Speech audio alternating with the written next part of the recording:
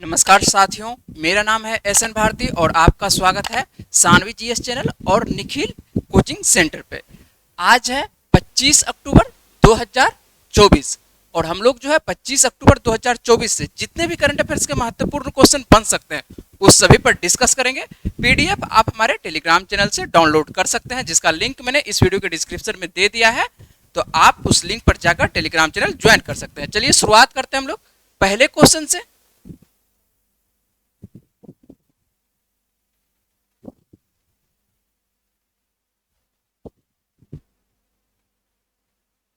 और हम लोग के सामने में पहला क्वेश्चन है, संयुक्त राष्ट्र दिवस प्रतिवर्ष कब मनाया जाता है।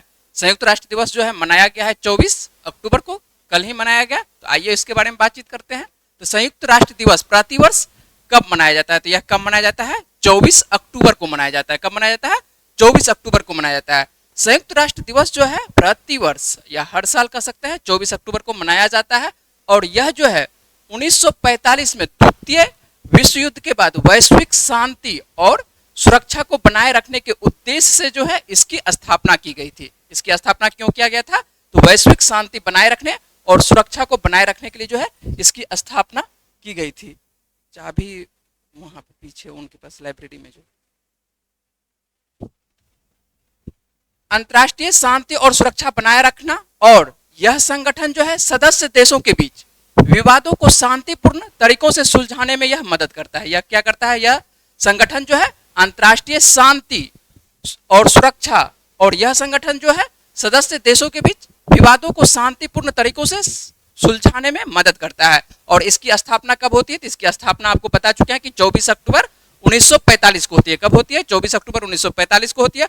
और जब इसकी स्थापना होती है तो इसमें जो है 51 देश इसमें सम्मिलित होते हैं। कितना देश, 51 देश इसको अपनाता है। ठीक है, वर्तमान में जो है इसमें सदस्य देशों की संख्या हम लोग देखते हैं कि सदस्य देशों की संख्या कितनी है, तो सदस्य देशों की संख्या जो है 193 सदस्य देश है।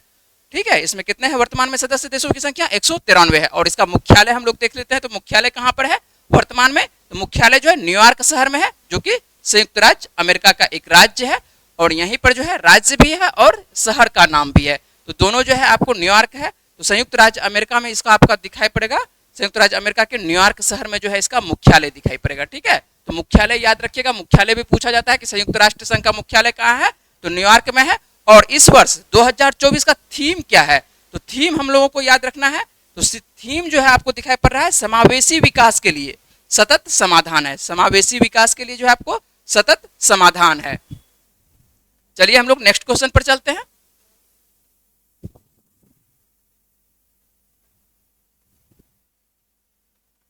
विश्व पोलियो दिवस प्रतिवर्ष कब मनाया जाता है। विश्व पोलियो दिवस प्रतिवर्ष कब मनाया जाता है, तो विश्व पोलियो दिवस जो है प्रतिवर्ष यह भी मनाया जाता है आपको 24 अक्टूबर को ही मनाया जाता है। कब मनाया जाता है, तो विश्व पोलियो दिवस जो है प्रतिवर्ष 24 अक्टूबर को मनाया जाता है। हम सब जब बचपन में थे तो आप लोग को पता है कि 5 साल के जो कोई भी 5 साल से तो सभी कोई गुजरे होंगे, तो 5 साल तक की उम्र को क्या वो मिलता है, आप लोग के सभी को टीका लगाया जाता है। कौन सा टीका, पोलियो का टीका जो है सभी बच्चे को लगाया जाता है। 5 साल तक की उम्र के सभी बच्चों को जो है पोलियो का टीका लगाया जाता है। ठीक है, और पोलियो जो है एक ऐसी बीमारी है जो ना सिर्फ बच्चों को यहाँ पर जो है अपाहिज, ठीक है, अपाहिज बनाना या इसके कारण जो है जान जाने का जोखिम भी बढ़ सकता है। ठीक है, यदि बच्चों को जो है पोलियो को टीका ना लगाया जाए तो ये जो है बच्चों को जो है इस वायरस के कारण जो है अपाहिज भी बन सकता है। ठीक है, और पोलियो एक ऐसा वायरस है जो बच्चों के दिमाग और रीढ़ की हड्डी को प्रभावित कर सकता है। किस चीज को प्रभावित करता है, यह जो है बच्चों के दिमाग को, ठीक है, और रीढ़ की हड्डी को प्रभावित कर सकता है। और इसके कारण जो है पैरालिसिस, जिसको कि हिंदी में लकवा कह सकते हैं कि पैरालिसिस मार दिया जाता है। ठीक है, तो पैरालिसिस मार सकता है या मौत भी हो सकती है। यह एक ऐसा वायरस है जिसके वजह से जो है बच्चों को या तो पैरालिसिस मार सकता है या तो मौत भी हो सकती है। ठीक है, तो इसलिए जो है बच्चों को टीका इसका जरूरी पड़ जाता है, जिसके कारण जो है यहाँ पर देख लेते हैं। तो इस बीमारी के गंभीर बीमारी को जो है रोकने के लिए 5 साल तक की सभी बच्चे को जो है हर महीने पोलियो का टीका लगाया जाता है। बच्चों को जो है पोलियो का टीका हर 5 साल की उम्र तक के बच्चे को जो है हर महीने लगभग लगाया जाता है। ठीक है, और भारत में जो है इसका ड्रॉप चलता है। इतना ही नहीं, दुनिया भर में लोगों को जागरूक करने और पोलियो को फैलने से रोकने के लिए, पोलियो को क्या करना है, फैलने से रोकने के लिए जो है प्रति वर्ष 24 अक्टूबर को जो है आपको मनाया जाता है, पोलियो दिवस मनाया जाता है। और आप लोगों को पता है कि पोलियो के टीका की खोज किसके द्वारा किया गया था? आइए इसके बारे में बातचीत कर लेते हैं। विश्व पोलियो दिवस की शुरुआत जो है सबसे पहले कब होती है? तो विश्व पोलियो दिवस शुरुआत जो होता है आपको 2002 में होती है। और किसके द्वारा यह स्थापित किया जाता है? रोटरी इंटरनेशनल के द्वारा जो है इसको स्थापित किया गया है, ठीक है। और यह किसके जन्म दिवस के अवसर पर मनाया जाता है? यह अमेरिका के एक डॉक्टर रहते हैं जोनास सॉल्क, ठीक है, इसी के द्वारा जो है पोलियो टीका की खोज किया जाता है। तो जोनास सॉल्क की जन्मदिन के अवसर पर ही जो है इसको आप लोगों को मनाया जाता है, विश्व पोलियो दिवस मनाया जाता है, ठीक है। इसके जन्म दिवस को भी जो इसमें जोड़ दिया जाता है। और जोनास सॉल्क जो है इसका खोज कब करते हैं? पोलियो टीका की खोज कब करते हैं? तो 1955 ईस्वी में इसके सफल टीके का आविष्कार किया जाता है। तो आविष्कार कब किया जाता है? 1955 ईस्वी में इसके सफल टीके का आविष्कार किया जाता है, ठीक है। और इस बार जो है विश्व पोलियो दिवस 2024 की थीम क्या है? तो इस बार जो है 2024 की थीम है हर बच्चे तक पहुंचने के लिए एक वैश्विक मिशन होना चाहिए, ठीक है। क्या होना चाहिए? 2024 में जो होना चाहिए क्या होना चाहिए? हर बच्चे तक पहुंचने के लिए एक वैश्विक मिशन होना चाहिए। और साल 2014 में भारत को जो है पोलियो मुक्त घोषित कर दिया गया था, ठीक है। साल 2014 में क्या किया जाता है? भारत को जो है पोलियो मुक्त घोषित कर दिया जाता है। लेकिन हाल ही में आपको दिखाई पड़ेगा पोलियो का एक मामला भारत में आता है, ठीक है। तो पोलियो का एक मामला भारत में कहां पर देखने को मिलता है? तो पोलियो को जो एक मामला भारत में देखने को मिलता है यह मेघालय में देखने को मिलता है, ठीक है। तो एक मामला आया है जिसके वजह से जो है यह एक तरह से गंभीर भारत के लिए बन चुका है मुद्दा, ठीक है। तो यहाँ पर देखिएगा तो आपको वैसे 2014 में भारत को पोलियो मुक्त घोषित कर दिया है। पोलियो मुक्त घोषित उस वक्त किया जाता है जब कम से कम 3 वर्षों तक देखा जाता है कि पोलियो का एक भी केस नहीं आता है। तो वैसे देश को क्या किया जाता है? पोलियो मुक्त घोषित किया जाता है, ठीक है। इस बीमारी से बच्चों को बचाने के लिए जो है पोलियो वैक्सीन, ठीक है, पोलियो वैक्सीन या ओरल इंजेक्शन के रूप में ओरल यहाँ पर जो हम लोगों को भारत में दिया जाता है, क्या दिया जाता है? यहाँ पर जो है आप लोगों को बच्चों को दिया जाता है वैक्सीन ओरल के रूप में दिया जाता है, ठीक है। पोलियो वैक्सीन ओरल के रूप में या इंजेक्शन के रूप में भी इस्तेमाल किया जाता है, ठीक है। लेकिन हम लोगों के भारत में जो है लगभग ओरल के रूप में ही किया जाता है। हालांकि कुछ महीने पहले जो है आपको बता ही चुके कि मेघालय में एक मामला सामने आता है। तो यह जो है इस पे भारत सरकार जो है ध्यान दिया जा रहा है भारत सरकार के द्वारा कि एक भी मामला ना आए भारत में, ठीक है। और ये जो तस्वीर है आपको देखे ही होंगे। और विश्व पोलियो दिवस 2024 इसका इस बार का है, ठीक है। और थीम क्या है? थीम आप लोगों को बता ही चुके हैं कि हर बच्चे के मिशन तक जो है इस बार पहुंचना है, ठीक है।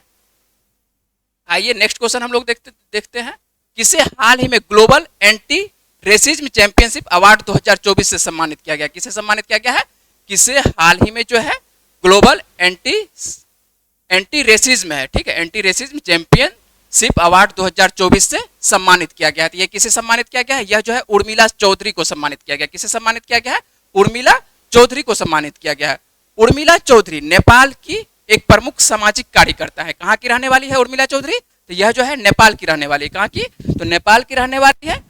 और जिन्हें प्रतिष्ठित global anti racism championship award से सम्मानित किया गया है। 2024 का सम्मान जो है किन्हें दिया गया है? आपको एंटी रेसिज्म का उर्मिला चौधरी को दिया गया है। और यह सम्मान जो है उन्हें किसके द्वारा प्रदान किया गया है? यह सम्मान जो है उन्हें अमेरिका के विदेश मंत्री एंटनी ब्लिंकेन के द्वारा जो है वाशिंगटन डीसी में, वाशिंगटन डीसी का यहाँ फुल फॉर्म होता है डिस्ट्रिक्ट ऑफ कोलंबिया, ठीक है, स्टेट डिपार्टमेंट में जो है आयोजित एक समारोह के दौरान जो है इसको प्रदान किया गया, ठीक है। तो सीधा याद रखिएगा कि अमेरिका के विदेश मंत्री एंटनी ब्लिंकेन के द्वारा जो है आपको उर्मिला चौधरी को जो है नेपाल की जो रहने वाली सामाजिक कार्यकर्ता है इन्हें ही मिला है global anti racism championship award दिया गया है, ठीक है। यह पुरस्कार की शुरुआत जो होती है कब से होती है? यह पुरस्कार की स्थापना जो है 2023 में ही इसका स्थापना किया गया था। और इसका उद्देश्य क्या है? क्यों दिया जाता है यह पुरस्कार? तो इसका उद्देश्य जो है वैश्विक स्तर पर प्रणालीगत नस्लवाद और भेदभाव से निपटना है, ठीक है। जो नस्लवाद किया जाता है और भेदभाव किया जाता है उससे क्या है? निपटना है, ठीक है। और इसी के लिए जो है यह पुरस्कार प्रदान किया जाता है। यह पुरस्कार उन व्यक्तियों को दिया जाता है जिन्होंने हाशिए पर पड़े नस्लीय, जातीय और स्वदेशी समुदाय के मानवाधिकारों को आगे बढ़ाने में साहस और ताकत का नेतृत्व किया जाता है, ठीक है। तो जो नेतृत्व दिखाता है, खास करके साहस दिखाता है, ताकत दिखाता है, नेतृत्व दिखाता है, किसके लिए? जो यहाँ पर जो लिखा हुआ है नस्लीय, जातीय और स्वदेशी समुदायों के मानवाधिकारों की ठीक है, आगे बढ़ाने के लिए उसी को तो जो दिया जाता है। तो यह उर्मिला चौधरी को दिया गया है, याद रखिएगा, सामाजिक कार्यकर्ता है। और ये कहाँ की रहने वाली है? उर्मिला चौधरी जो है आपको नेपाल की रहने वाली। और ये जो आप तस्वीर देख रहे हैं ये उर्मिला चौधरी की तस्वीर है और अमेरिका के विदेश मंत्री के द्वारा जो है इन्हें अवार्ड प्रदान किया गया है। चलिए हम लोग चलते हैं आगे। और नेक्स्ट क्वेश्चन हम लोग के सामने में हाल ही में जेपी मॉर्गन चेज इंडिया के सीईओ, ठीक है, किसका सीईओ के बारे में बातचीत किया जा रहा है? जेपी इंडिया चेज, ठीक है, जेपी मॉर्गन चेज इंडिया, ठीक है, जेपी मॉर्गन चेज इंडिया के सीईओ के रूप में जो है किसे नियुक्त किया गया है? ठीक है, तो यह जो है इंडिया के बारे में, जेपी मॉर्गन जो है आपको अधिकांश देशों में दिखाई पड़ेगा, ठीक है, लेकिन जेपी मॉर्गन चेज यहाँ पर इंडिया लिखा हुआ है, ठीक है। तो इंडिया के सीईओ के रूप में जो है किसे नियुक्त किया गया है? यह जो नियुक्त किया गया है प्रणब चावड़ा को नियुक्त किया गया। किसे नियुक्त किया गया है? प्रणब चावड़ा को। प्रणब चावड़ा को जो है 3 साल के कार्यकाल के लिए, कितने वर्षों के लिए? तो 3 साल के कार्यकाल के लिए जो है इन्हें जेपी मॉर्गन चेज इंडिया का जो है नया मुख्य कार्यकारी अधिकारी कहिए या सीईओ कहिए नियुक्त किया गया है। तो यह जो है आपको जेपी मॉर्गन, इसके बारे में भी हम लोग बात कर लेते हैं। तो जेपी मॉर्गन का जो मुख्यालय है अभी वर्तमान में कहाँ पर है? तो जेपी मॉर्गन का जो मुख्यालय है न्यूयॉर्क शहर में, ठीक है, अमेरिका के न्यूयॉर्क शहर में ही है इसका मुख्यालय।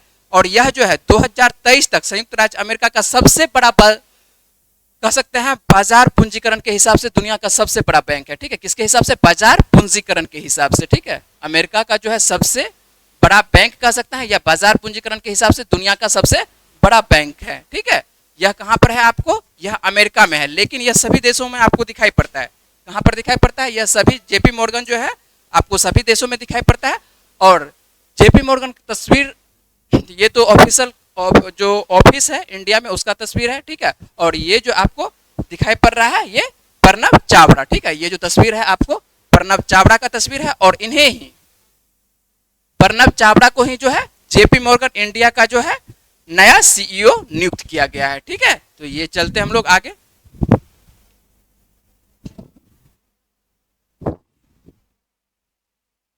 और हम लोगों के सामने में नेक्स्ट क्वेश्चन है, आगामी भारतीय अंतर्राष्ट्रीय फिल्म महोत्सव 2024 का आयोजन कहाँ किया जाएगा? किस बारे में बातचीत किया जा रहा है? आगामी अंतर्राष्ट्रीय फिल्म महोत्सव, ठीक है। तो अंतर्राष्ट्रीय फिल्म महोत्सव 2024 का आयोजन कहाँ किया जाएगा? तो यह जो किया जाएगा गोवा की राजधानी पणजी में किया जाएगा। कहाँ पर किया जाएगा? तो गोवा की राजधानी पणजी में किया जाएगा। और इस बार जो है 55वां अंतर्राष्ट्रीय फिल्म महोत्सव होगा। कब होगा?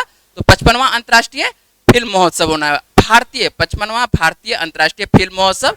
और फिल्म में जो है इस बार जो है स्वतंत्रता वीर सावरकर की पहली फीचर फिल्म के तौर पर जो है दिखाया जाएगा। किस पे दिखाया जाएगा?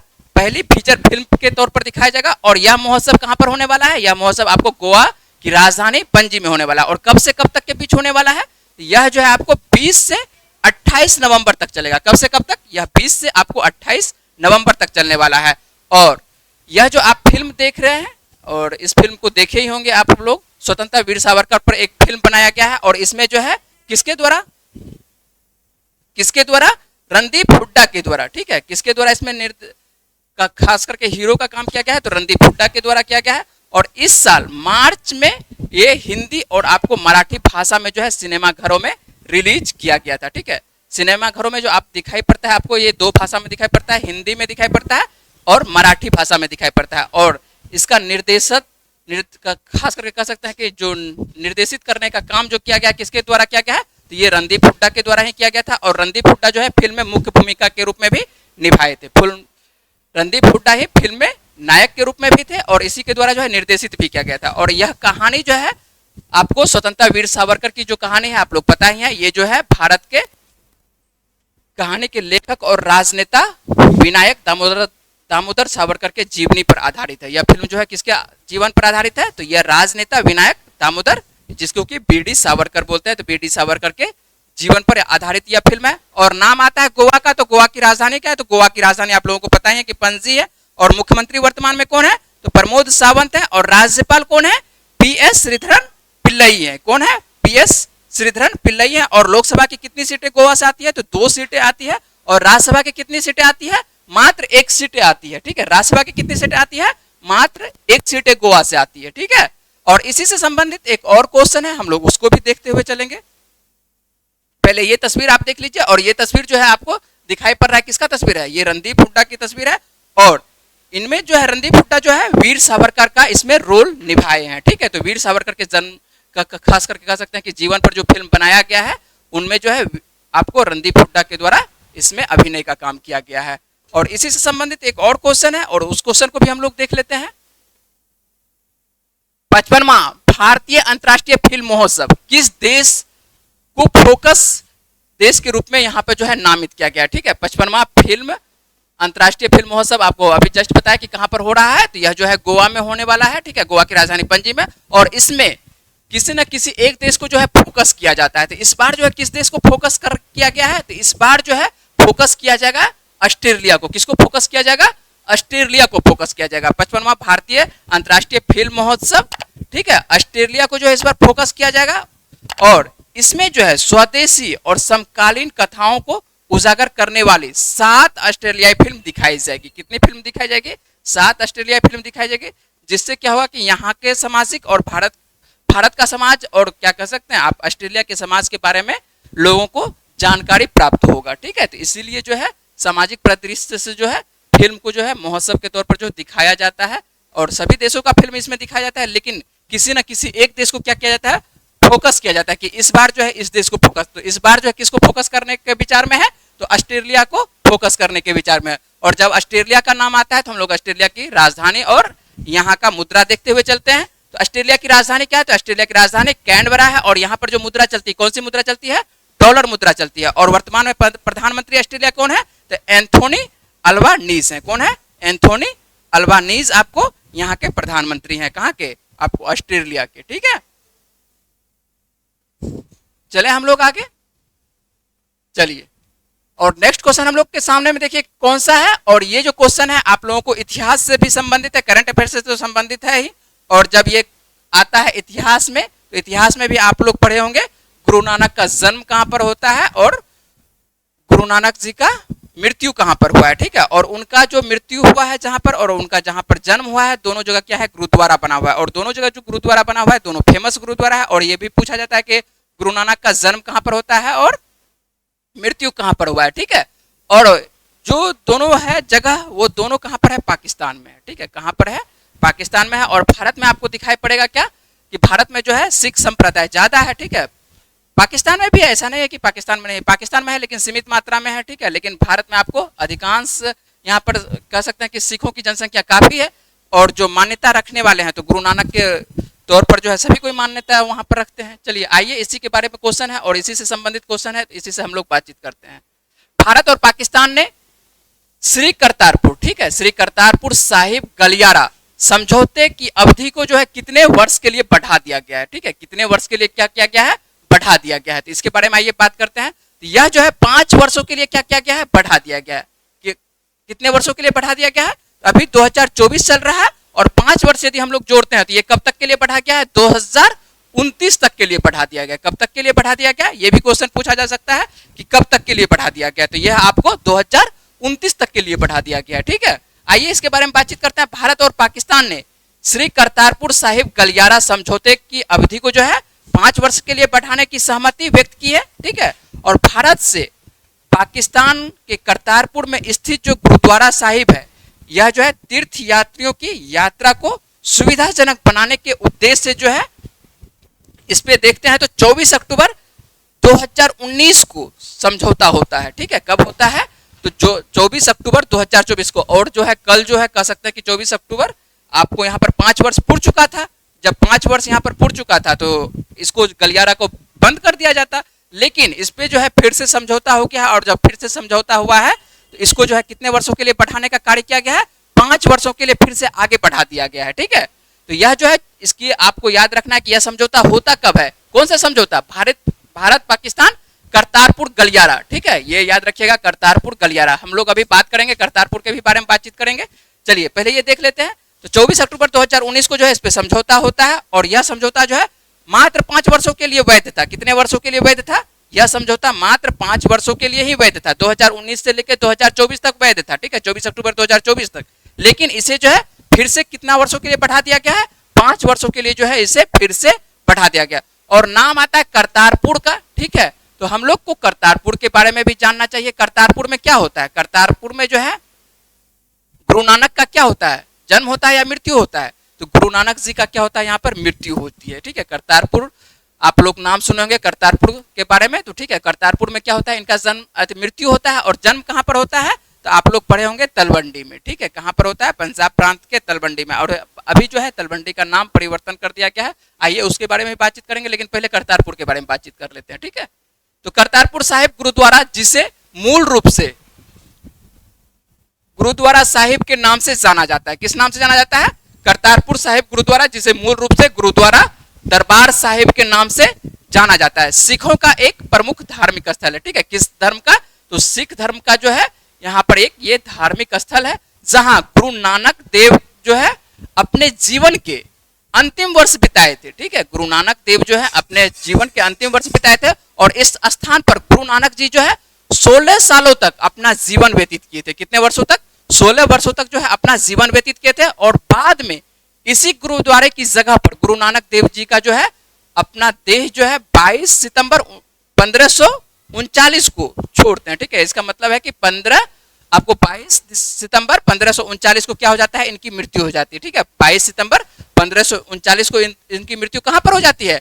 आपको करतारपुर साहिब में। ठीक है, करतारपुर साहिब में। और इसी के नाम से जो है गुरुद्वारा साहिब या गुरुद्वारा दरबार साहिब, यहाँ पर जो गुरुद्वारा का नाम रखा गया। ठीक है, और ये वर्तमान में कहां पर है देख लेते हैं। करतारपुर का नाम तो आप लोग जानते ही हैं। ठीक है, लेकिन यह वर्तमान में पाकिस्तान के किस जिले में है? तो आइए इसके बारे में बातचीत करते हैं।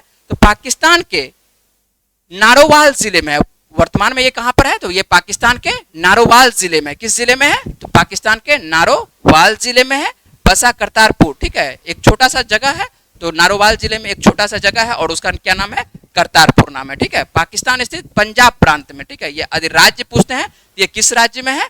तो पाकिस्तान का जो पंजाब राज्य है उसके अंतर्गत आता है। पाकिस्तान के पंजाब राज्य के अंतर्गत नारोवाल जिले में करतारपुर जगह का नाम है। ठीक है, यह आता है। और यह लाहौर से यदि देखते हैं तो लाहौर से 120 किलोमीटर दूरी पर है। ठीक है, लाहौर पाकिस्तान का फेमस शहर है। तो लाहौर से जो है 120 किलोमीटर की दूरी पर है। यह गुरुद्वारा किस नदी के तट पर अवस्थित है? तो कह सकते हैं कि यह गुरुद्वारा जो है आपको रावी नदी के करीब स्थित है।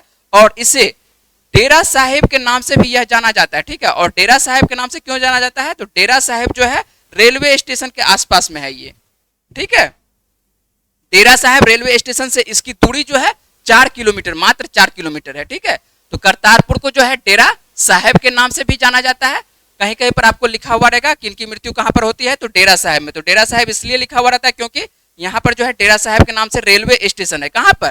तो ये जो आपको दिखाई पड़ेगा नारोवाल जिले में दिखाई पड़ेगा। ठीक है, और इसकी दूरी जो कह सकते हैं कि स्टेशन से मात्र 4 किलोमीटर के आसपास है। और यह गुरुद्वारा भारत पाकिस्तान की सीमा से मात्र 3 किलोमीटर की दूरी पर है। ठीक है, भारत से जो है यह गुरुद्वारा आप भारत से होके भारत के क्या कह सकते हैं कि सीमा में रहते हुए यह गुरुद्वारा आप देख सकते हैं। ठीक है, जा नहीं सकते हैं पहले गुरुद्वारा के पास, लेकिन गुरुद्वारा आपको भारत से ये दिखाई पड़ता है। ठीक है, तो सबसे पहले नाम आता है करतारपुर गुरुद्वारा का, जो जिसे कि गुरुद्वारा दरबार साहिब के नाम से जाना जाता है। और ये जो आप तस्वीर देख रहे हैं ये जो करतारपुर में स्थित है। ठीक है, ये जो तस्वीर आपके सामने में है तो ये जो है करतारपुर में जो स्थित गुरुद्वारा साहिब है।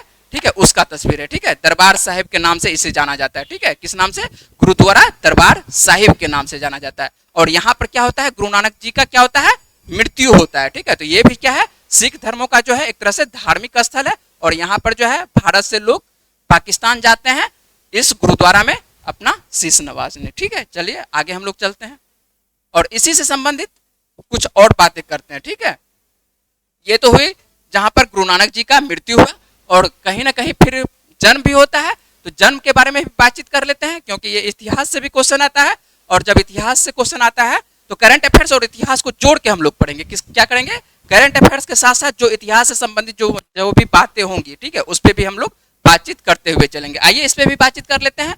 ननकाना साहिब, ठीक है, ननकाना साहिब पाकिस्तान के पंजाब प्रांत में, ये भी कहां पर है? पाकिस्तान के पंजाब प्रांत में स्थित एक शहर है। ठीक है, ननकाना साहिब क्या है? पाकिस्तान के पंजाब प्रांत में एक शहर स्थित है और इसका वर्तमान नाम जो है सिखों के पहले गुरु नानक देव जी के ही नाम पर पड़ा है। ठीक है, तो यहाँ पर क्या होता है? ननकाना साहिब जो नाम रखा है गुरु नानक देव के नाम पे ही रखा है नाम।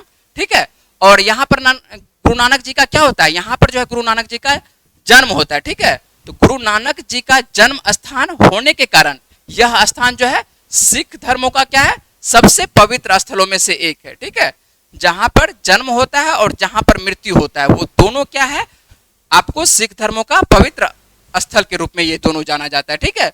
तो और इस जो क्या कहते हैं आपको ननकाना साहिब में जो पाकिस्तान में है गुरुद्वारा, इसका निर्माण किसके द्वारा करवाया गया था, तो महाराजा रणजीत सिंह, ठीक है। महाराजा रणजीत सिंह ने गुरु नानक देव के जन्म स्थान पर गुरुद्वारा का निर्माण कराया था, ठीक है। तो आइए ये देख लेते हैं। और ये जो आपको ननकाना साहिब में गुरुद्वारा है जिसका कि निर्माण किसके द्वारा करवाया गया था, रणजीत सिंह, महाराजा रणजीत सिंह के द्वारा करवाया गया था। और यहाँ पर क्या होता है, गुरु नानक देव का क्या होता है, आपको जन्म होता है, ठीक है। ये कहाँ पर है, ननकाना साहिब, ये भी पाकिस्तान का आपको पंजाब प्रांत में, ये दोनों आपको कहाँ पर दिखाई पड़ेगा, पाकिस्तान के पंजाब प्रांत में दिखाई पड़ेगा। करतारपुर भी कहाँ पर है, पाकिस्तान के आपको पंजाब प्रांत में है। और ननकाना साहिब भी कहाँ पर है, तो पंजाब के प्रांत, पाकिस्तान के पंजाब प्रांत में है, ठीक है। तो ये आपको दोनों दिखाई पड़ेगा। और दोनों गुरुद्वारा का आप लोगों को हम चित्र दिखा दिए कि कौन सा गुरुद्वारा में जन्म होता है, कौन सा गुरुद्वारा में इनका मृत्यु होता है, ठीक है। तो आप लोग समझ चुके होंगे अच्छे तरह से, जो भी इतिहास से संबंधित आएगा क्वेश्चन उससे भी आप लोग समझ चुके होंगे कि इतिहास और करंट अफेयर्स को कैसे जोड़ के हम लोग पढ़ते हैं, ठीक है। चलिए हम लोग देखते हैं नेक्स्ट क्वेश्चन देखते हैं। किस देश ने 2024 ब्रिक्स शिखर सम्मेलन के दौरान जो है अंतर्राष्ट्रीय बिग कैट्स अलायंस पहल का जो है प्रस्ताव रखा था, किसके बारे में बातचीत किया जा रहा है, अंतर्राष्ट्रीय बिग कैट्स अलायंस के बारे में बातचीत किया जा रहा है, ठीक है। बिग कैट्स के अंतर्गत जो आता है, जो भी लुप्त प्राय खास करके बड़े बिल्लियों का जो कह सकते हैं, बड़ी बिल्ली किसको कहा जाता है, जैसे मान के चलिए कल बातचीत किए थे आपको हिम तेंदुआ के बारे में, ठीक है। तो हिम तेंदुआ भी किसके अंतर्गत आता है, आपको बड़ी बिल्ली के अंतर्गत आता है। और जो आप देख रहे हैं बाघ को देख रहे हैं, चीता को देख रहे हैं, ठीक है, ये सब किसके अंतर्गत आता है, ये सब जो है बिग कैट अलायंस के अंतर्गत ही आता है, ठीक है। तो बिग कैट अलायंस का पहल किसके द्वारा रखा गया है, यह जो है भारत के द्वारा ही रखा गया। और यह प्रस्ताव जो है लगभग सभी के द्वारा जो है स्वीकार कर लिया गया है। तो ब्रिक्स शिखर सम्मेलन के बारे में आप लोगों को हम पहले ही बता चुके हैं कि ब्रिक्स शिखर सम्मेलन इस बार कहां पर हो रहा है, तो रूस के कजान शहर में किया गया। और इसमें जो है भारत के प्रधानमंत्री नरेंद्र मोदी के द्वारा भाग लिया गया था, ठीक है। और इसके बारे में आप लोगों को पूरे विस्तार से बताए थे कि इस बार जो है ब्रिक्स शिखर सम्मेलन कितने, इसमें ब्रिक्स शिखर सम्मेलन में कुल कितना देश सम्मिलित हो चुका है, तो कुल 10 देश इसमें जो है सम्मिलित हो चुका है। कितना देश, मान के चलिए कि कुल देशों की संख्या, सम्मिलित नहीं कर सकते, कुल देशों की संख्या क्या कर सकते हैं कि ब्रिक्स में अब क्या कितना हो चुका है, 10 देश हो चुका है, ठीक है।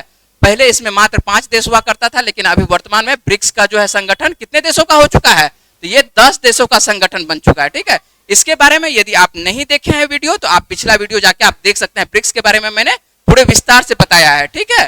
तो कौन कौन सा देश सम्मिलित हुआ है, नवीनतम देश कौन सा है, पुराना देश कौन सा है, और ब्रिक्स का जो है आपको 2009 में इसका गठन किया जाता है। तो सब इसके बारे में पूरा का पूरा कहानी बताए हैं, ठीक है। 2009 में क्या होता है, ब्रिक नाम रहता है, उसके बाद 2010 में इसका नाम क्या हो जाता है, ब्रिक्स हो जाता है, ठीक है। तो इसके बारे में पूरा विस्तार आप देख सकते हैं पिछला वीडियो जाके, ठीक है। चलिए हम लोग चलते हैं नेक्स्ट क्वेश्चन पर। कौन सा देश एशियाई विकास बैंक का 69वां सदस्य बन गया है, ठीक है। ये भी आपको इंपोर्टेंट क्वेश्चन है, ठीक है।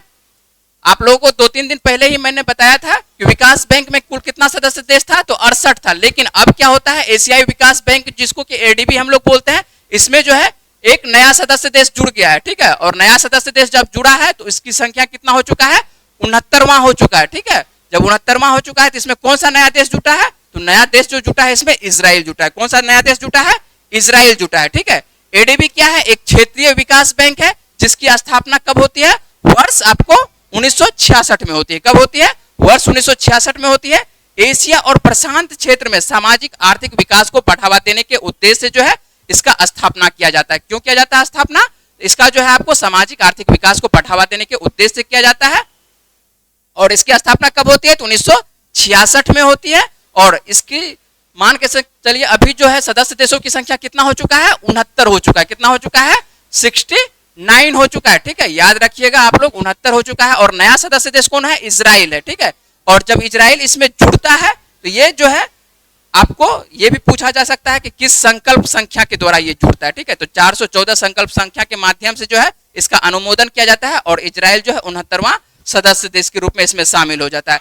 इजराइल के मान के चलिए इजराइल इसमें जब उपस्थिति होगी इजराइल का, ठीक है, तो ये जो है थोड़ा सा और इसका क्या होगा, सदस्यता सहयोग और ज्ञान साझा करने में इसको जो है बढ़ावा मिलेगा, ठीक है, क्योंकि आपको पता है कि इजराइल क्या है, विकसित देशों की श्रेणी में आता है, ठीक है, तो विकसित देशों की श्रेणी में आता है, तो इजराइल जो है आपको जब इसमें मिलेगा, किसमें, एडीबी में, तो एडीबी में जब मिलेगा तो ये जो है थोड़ा सा इसको और ज्ञान साझा करने को बढ़ावा मिलेगा, ठीक है, जो क्षेत्रीय विकास और आर्थिक विकास के एकीकरण में इसका योगदान होगा। और नाम आता है आपको एक एशियाई विकास बैंक का, तो एशियाई विकास बैंक का मुख्यालय भी देख लेते हैं। तो एशियाई विकास बैंक का मुख्यालय कहाँ पर है, तो एशियाई विकास बैंक का मुख्यालय जो आपको फिलीपींस की राजधानी मनीला में है। कहाँ पर है, फिलीपींस की राजधानी आपको मनीला में जो है एशियाई विकास बैंक का जो है आपको मुख्यालय है। चलते हैं हम लोग नेक्स्ट क्वेश्चन पर और बातचीत करते हैं राष्ट्रव्यापी डिजिटल के बारे में, ठीक है। तो नेक्स्ट क्वेश्चन हम लोग के सामने में है राष्ट्रव्यापी डिजिटल जीवन प्रमाण पत्र, ठीक है, किसके बारे में बातचीत किया जा रहा है, डिजिटल जीवन प्रमाण पत्र अभियान जो है 3.0, ठीक है, कितना 3.0 किस मंत्रालय के द्वारा आयोजित किया जाएगा, ठीक है, ये किस मंत्रालय के द्वारा आयोजित किया जाएगा, पेंशन और पेंशनरों के कल्याण विभाग के द्वारा, पेंशन और पेंशनरों के कल्याण विभाग के द्वारा जो है यह आपको राष्ट्रव्यापी डिजिटल जीवन प्रमाण पत्र अभियान 3.0 जो है इसका आयोजन किया जाएगा। नेक्स्ट क्वेश्चन है भारतीय नौसेना का नौसेना नवाचार और स्वदेशीकरण सेमिनार का तीसरा संस्करण कहां आयोजित किया जाएगा, ठीक है, डायरेक्ट ये क्वेश्चन पूछता है कि भारतीय नौसेना और नौसेना नवाचार और स्वदेशी सेमिनार का जो है तीसरा संस्करण का आयोजन कहां किया जाएगा, तो इसका जो आयोजन आपको किया जाएगा कहां पर किया जाएगा, नई दिल्ली में किया जाएगा। और नाम नई दिल्ली का आता है, तो नई दिल्ली में क्या है, अभी नई मुख्यमंत्री बनी है, ठीक है, और नई मुख्यमंत्री दिल्ली की नई मुख्यमंत्री का नाम क्या है, तो आतिशी मारलेना है। नई मुख्यमंत्री दिल्ली की कौन है, बनी है, तो आतिशी मारलेना बनी है, ठीक है। और उपराज्यपाल कौन है दिल्ली के, तो दिल्ली के उपराज्यपाल जो है वर्तमान में कौन है, तो आपको विनय कुमार सक्सेना है। और लोकसभा की कितनी सीटें दिल्ली से आती है, तो 7 सीटें आती है, और राज्यसभा की 3 सीटें आती है, और विधानसभा की कुल कितने सीटें दिल्ली में है, तो आपको 70 सीटें दिल्ली में है। चलिए नेक्स्ट क्वेश्चन पर, चलिए आज का 10 ही क्वेश्चन था, ठीक है, तो इस तरह से आज के जितने भी करंट अफेयर्स के महत्वपूर्ण क्वेश्चन बन रहे थे उस सभी पर मैंने बातचीत किया है। चलिए आज का हम लोग देख लेते हैं, पिछले वीडियो का पहले प्रश्न देख लेते हैं, ठीक है, कि पिछले वीडियो में मैंने जो आप लोगों से कल प्रश्न पूछा था उसका सही आंसर क्या है। तो पिछले वीडियो का प्रश्न था बंगाल की खाड़ी में उठे चक्रवात तूफान जो है इसका किस देश के नाम जो है दिया गया था, ठीक है, चक्रवात तूफान कौन सा, डाना, चक्रवात तूफान डाना जो है किस देश के द्वारा नाम रखा गया है, तो इसका सही आंसर क्या होगा, इसका सही आंसर होगा कतर, ठीक है। और पिछले वीडियो में मैंने इस प्रश्न के बारे में पूरे विस्तार से बताया था कि बंगाल की खाड़ी में जो उठे चक्रवात तूफान डाना है और इसके द्वारा जो है कतर के द्वारा जो है नाम दिया गया, और कितने देशों के द्वारा नाम रखा जाता है, हिंद महासागर के कितने देशों के द्वारा, तो मैंने आप लोगों को बता दिया है कि 13 देशों के द्वारा जो है नाम प्रस्ताव दिया जाता है। और यदि आप वीडियो नहीं देखे हैं तो पिछला वीडियो का आप अच्छे से वॉच करिए, ठीक है, जब तक आप पूरा वीडियो देखिएगा नहीं तो आप लोगों को क्वेश्चन कुछ ना कुछ छूटता जाएगा, तो इसलिए पूरा वीडियो देखिए। और जब पूरा वीडियो देखिएगा तो आपको कोई ना कोई आपको 10 क्वेश्चन देते हैं, और जो 10 क्वेश्चन देते हैं, ठीक है, तो वो सभी इंपोर्टेंट रहता है, तो आप लोग देखते ही होंगे कि कितना इंपोर्टेंट है, ठीक है। तो और ये आपको काम देगा, जीके में भी काम देगा, ऐसा नहीं है कि सिर्फ करंट अफेयर्स पढ़ रहे हैं तो सिर्फ करंट अफेयर्स में काम देगा, आपको जो है जैसे एडीबी के बारे में भी बताए थे, एडीबी को जो है आप लगभग आपको लंबे दिनों तक 69वां चलता रहेगा, जब तक नया सदस्य नहीं जुड़ेगा तब तक 69वां चलता रहेगा, तो यह आपको काम देगा। चलिए आज का प्रश्न हम लोग देख लेते हैं। यदि वीडियो को आप लोग अच्छे से वॉच कर रहे होंगे तो प्रश्न बनना चाहिए, और इसका आंसर आप लोग कमेंट बॉक्स में देने की कोशिश करिएगा। चलिए आज का प्रश्न हम लोग देख लेते हैं। हाल ही में विश्व स्वास्थ्य संगठन द्वारा किस देश को जो है मलेरिया मुक्त घोषित किया गया, ठीक है, हाल ही में विश्व स्वास्थ्य संगठन के द्वारा जो है किस देश को मलेरिया मुक्त घोषित किया गया है, इसका सही आंसर क्या है वो जल्दी से आपको कहां देना है, कमेंट बॉक्स में देना है, ठीक है। और मुझे उम्मीद है कि इस वीडियो में मैंने जितने भी इंपॉर्टेंट क्वेश्चन पर बातचीत की है वो पॉइंट्स आपको समझ में आए होंगे। अगर आपको वीडियो अच्छी लगी तो वीडियो को लाइक करिएगा, शेयर करिएगा, और अपने दोस्तों को वीडियो के बारे में बताइएगा। चलिए मिलते हैं हम लोग आप लोगों से अगली वीडियो में, तब तक के लिए अपना ख्याल रखिएगा, पढ़ते रहिए। वीडियो में बने रहने के लिए बहुत बहुत शुक्रिया, धन्यवाद।